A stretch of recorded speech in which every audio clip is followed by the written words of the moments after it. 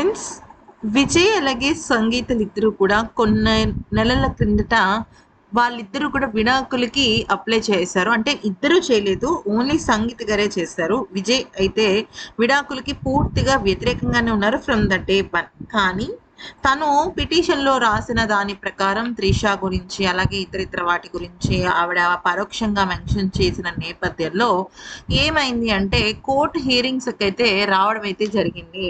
అయితే ఇక్కడ మ్యాటర్ ఏంటి అనేది కనుక మనం చూసినట్టయితే ఆ లాస్ట్ 2 కోర్ట్ హియరింగ్స్కి అటు విజయ్ కానీ ఇటు సంగీత కానీ రాలేదు.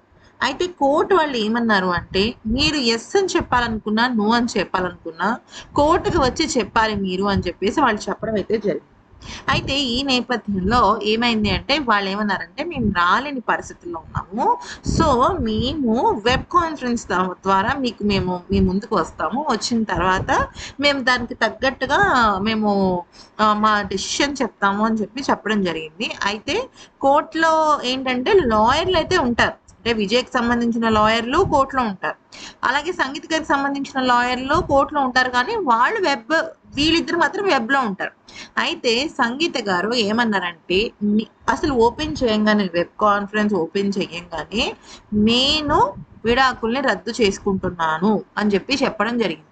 దాంతో ఇమీడియట్ గా విజయ్ గారు ఏం చేశారంటే మొత్తం ఆ పేపర్స్ ని ఆ కళ్ళ ముందే చింపేసేసి నేను ఇంకా దీని గురించి మాట్లాడదలుచుకోవట్లేదు అని చెప్పడం జరిగింది అనమాట.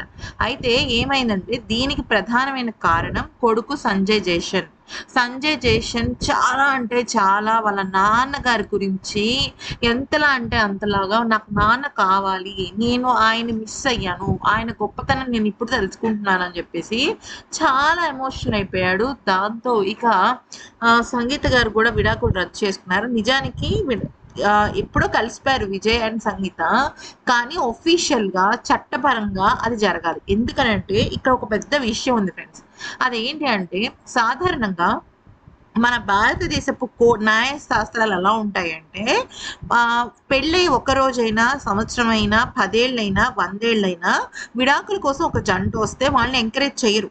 వాళ్ళు ఏమంటారంటే మీరు 1 ఇయర్ పాటు మీరు కలిసి ఉండాలి లేదా మీకు కౌన్సిలింగ్ ఇస్తాము అని వాళ్ళకి కౌన్సిలింగ్ ఇస్తారు. అంటే ఏ జంట విడిపోకూడదన్న ఒక కాన్సెప్ట్తో ఉంటారు.